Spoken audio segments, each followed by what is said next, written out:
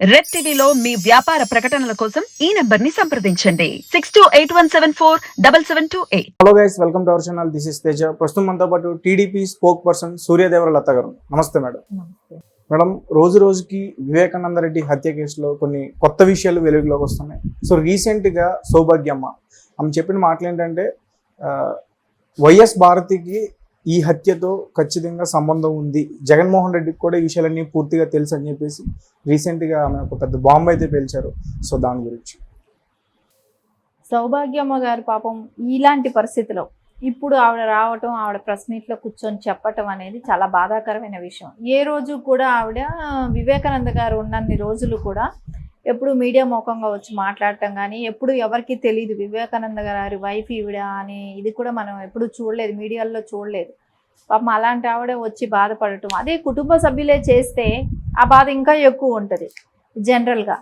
ఎవరైతే ఇప్పుడు రాజశేఖర్ ఆ కుటుంబానికి, వైఎస్ కుటుంబానికి అంతా రాజశేఖర్ రెడ్డి గారు ఎలాగో, తర్వాత ఆయన తర్వాత స్థానం వివేకానంద రెడ్డి గారిది.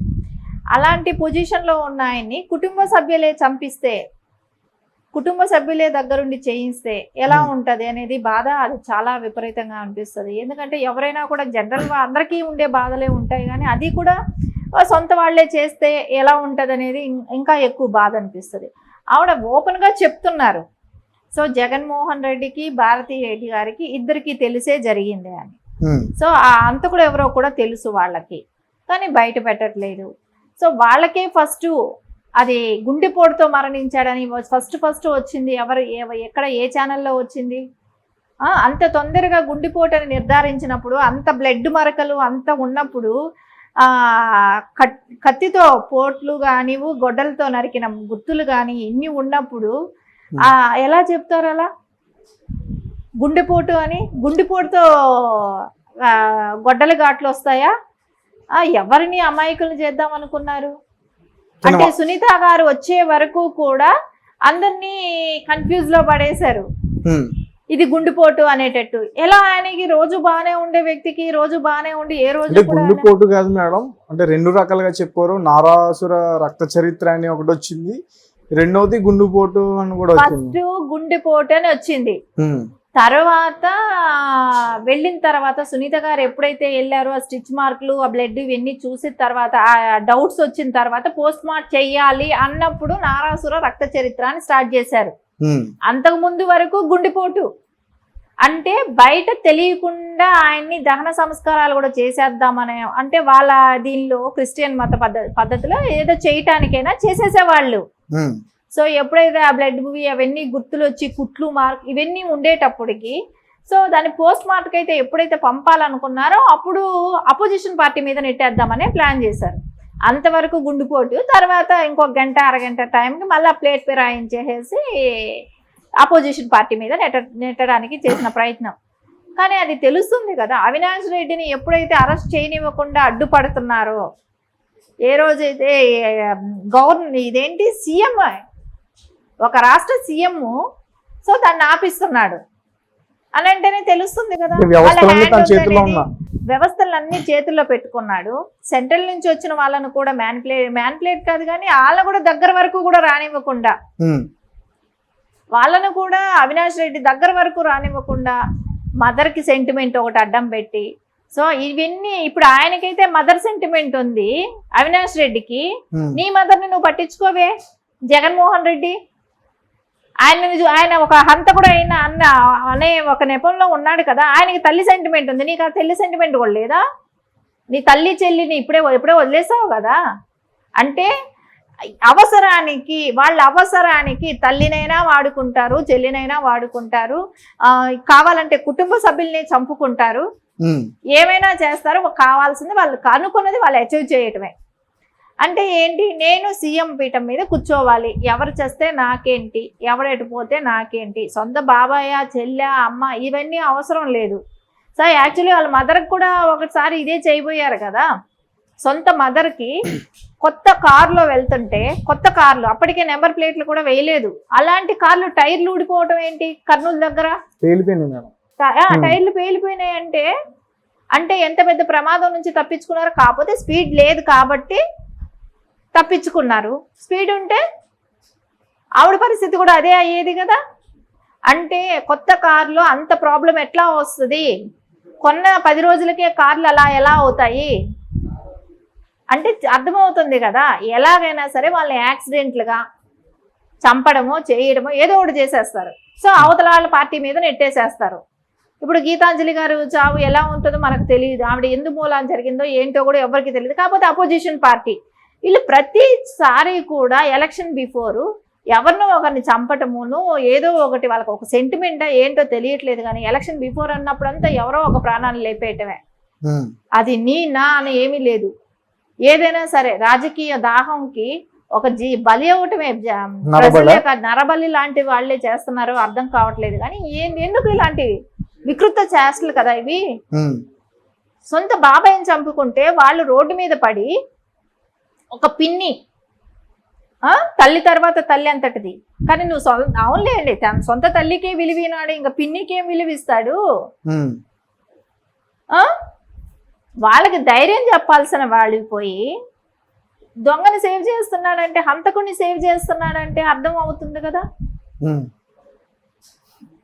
దానిలోనే మనకు అర్థమవుతుంది ఈయన ఎంతటి దుర్మార్గులకు కాపు కాస్తున్నాడో, వీళ్ళు ఎంత దుర్మార్గ పనులు చేశారో వీళ్ళ హస్తం లేనిదే జరిగి ఉంటుందా, వీళ్ళకి ముందే తెలిసేమో ఆయన నైట్ చంపేస్తున్నారనేది. సో ఇవన్నీ చూస్తే జనానికి అందరికీ డౌట్ వస్తుంది, డౌట్ వచ్చే విషయం ఇది. అంటే అలాగే జగన్మోహన్ రెడ్డి గారు గవర్నమెంట్ ఉన్నప్పుడే సునీత అక్కడ హైకోర్టు కాదని చెప్పేసి తెలంగాణ హైకోర్టుని ఆశ్రయించింది. అంటే అప్పటికే జగన్ ప్రభుత్వం మీద తనకి నమ్మకం లేనట్ట. అదే చెప్తుంది కదా, తనే చెప్తుంది కదా. ఒకవేళ ఆయన్ని అరెస్ట్ చేయాల్సి వస్తే బీజేపీకి వెళ్ళిపోతాడు. సో నా మీద నువ్వు కేసు పెడితే 11 కేసుల్లో 12వ కేసు అవుతుంది, నువ్వేమీ చేయలేవు అన్నప్పుడు ఒక మహిళకి ఎవరికైనా ఎలా అనిపిస్తుంది. సో ఇక్కడ నాకు సేఫ్ లేదు, నేను ప్రతిసారి ఇక్కడికి అమరావతి వరకు రావటానికి నాకు రక్షణ లేదు, సో నేను ఇక్కడ వరకు వచ్చి నేను ఫైట్ చేయలేను. ఆవిడే భయపడింది, లిటరల్ గా భయపడ్డారు, అందరినీ భయపెట్టారు. ఎందుకంటే అల్లుడి మీద నెట్టారు, కూతురు చంపుండొచ్చేమో అల్లుడు చంపుండొచ్చేమో, ఆఖరికి సరే నారాసుర రక్త చరిత్ర అన్నారు, అపోజిషన్ పార్టీ మీద నా బాబు గారి మీద నెట్టడం చూశారు. సో అది కాదనేది అందరూ ముక్త కంఠంతో చెప్తున్నారు. సో వాళ్ళ ఎవరైతే చేశారో వాళ్ళు బయట వచ్చారు, వాళ్ళకు తెలిసింది. ఇంకా తర్వాత ఎవరి మీద డైవర్ట్ చేయాలి అనుకున్నప్పుడు సొంత కూతురు అల్లుడి మీద డైవర్ట్ చేయడం మొదలు పెట్టారు. దానిలో కూడా క్లియరెన్స్ షర్మిల గారే ఇచ్చారు కదా, ఆస్తి అంతా సునీత గారి మీద ఉన్నప్పుడే చంపాల్సిన అవసరం ఎందుకు వచ్చింది అని. సో ఇంకా ఎవరికి ఉంటది, ఓన్లీ రాజకీయం కోసం చేసిన హత్య ఇది. అంతే కదా, సునీత గారికి ఏమైనా అయితే ఇంక ఎవరు పోరాడతారు? ఇప్పటి వరకు పోరాడుతుంది ఆవిడే. ఇక్కడ తెలంగాణ హైకోర్టులోనే కానివ్వండి, ఢిల్లీ వెళ్ళే కానివ్వండి, తను పోరాడుతుంది. సో ఈ 5 ఏళ్లుగా పోరాడుతూనే ఉంది. సో తనకి రక్షణ ఏంటి? తనకు ఒకవేళ తను కానీ సుప్రీంకోర్టు వరకు వెళ్లకుండా ఉంటే ఈ పాటికి ఆవిడని చంపేసేవాళ్ళు. ఎందుకంటే ఇది ప్రజల దృష్టిలో అందరికీ వెళ్ళిపోయింది, రీచ్ అయిపోయింది.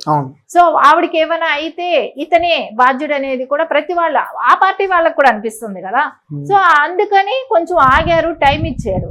సో వాళ్ళు ఏదైనా చేయగలిగితే సడన్ గా సైలెంట్ గా చేసే పని చేయగలుగుతారు. ఎందుకంటే వివేకానంద రెడ్డి గారిని ఎవరు కూడా ఎక్స్పెక్ట్ చేయలేదు ఇట్లా చంపేస్తారనేది. అది ఎక్స్పెక్ట్ చేయింది ఒక్కసారిగా జరిగిపోతే వాళ్ళ మీద డౌట్ రాలేదు. సో ఇప్పుడు ఏంటంటే షర్మిల గారి మీద కానీ జరిగితే సో ఇతనే చేశాడనేది పక్కా ఇది.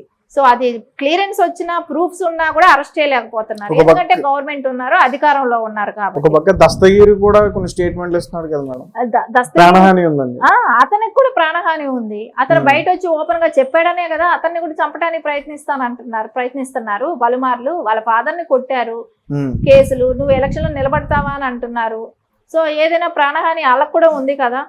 సో ఏది ఏమైనా కానీ ఈ గవర్నమెంట్ పోతే కానీ వీళ్ళ ఫ్యామిలీకి రక్షణ ఉండదు.